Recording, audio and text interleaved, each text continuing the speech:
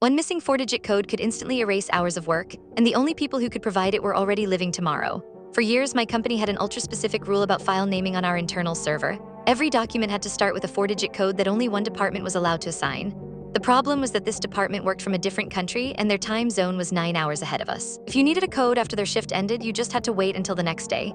It was annoying but manageable until they introduced a new system where every task had to be logged immediately or it would auto-close as incomplete. Basically, you couldn't finish the task until you had the code, and you couldn't mark it as pending either. Last week, I got assigned a sudden rush task at 4 p.m. The document had to be submitted within an hour. I sent a request to the naming team asking for code, but I immediately got the auto-reply saying they were offline until morning.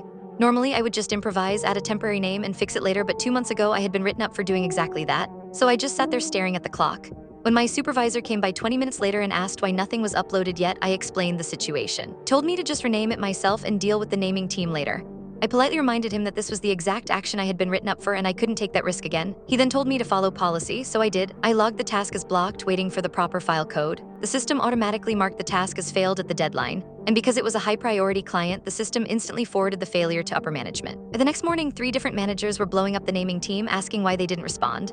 The naming team responded with a screenshot of my original request, time-stamped earlier, explaining their shift hours. The blame circle started spinning so fast, I swear you could feel wind. 2 days later, a new rule appeared silently in our handbook. If the naming team is offline, employees may create temporary codes that follow a simplified format. No apologies, no acknowledgements, but the rule changed. And all it took was me just sitting still and following their own policy word for word. This story makes you wonder how many hours were truly lost just waiting for those four-digit codes across time zones. What's the most bafflingly specific, yet utterly impractical, company rule you've ever encountered, and what was its real-world impact?